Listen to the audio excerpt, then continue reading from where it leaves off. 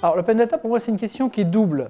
C'est les data que l'on ouvre, mais les data que l'on n'ouvre pas aussi. Pour nous, il y a à la fois un sujet de gestion des informations confidentielles, la confidentialité que nous devons à nos clients, mais également le fait de permettre à nos clients d'accéder aux données et aux clients de nos clients, c'est-à-dire en dernière analyse les chargeurs et les passagers dans les trains. Donc le sujet de l'open data, c'est un sujet qui est plus compliqué qu'il n'en a l'air. Ce n'est pas de tout publier, mais de déterminer quelles sont les informations pertinentes et utiles pour les clients de premier et de deuxième niveau.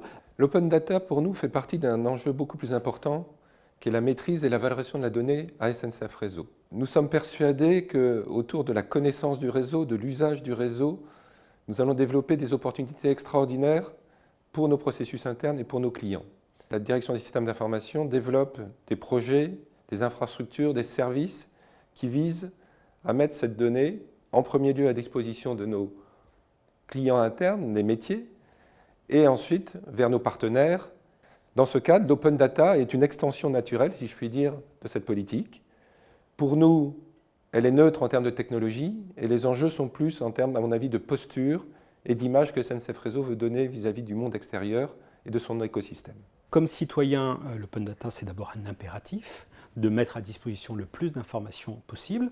Pour accès au réseau, pour SNCF Réseau, c'est d'abord de donner du sens à l'information, de donner plus d'informations, éventuellement des informations comme la programmation anticipée des travaux, mais une information de meilleure qualité et surtout une information donnée à tous nos clients de façon équitable. Il n'y a aucune raison qu'un client ait plus d'informations que d'autres.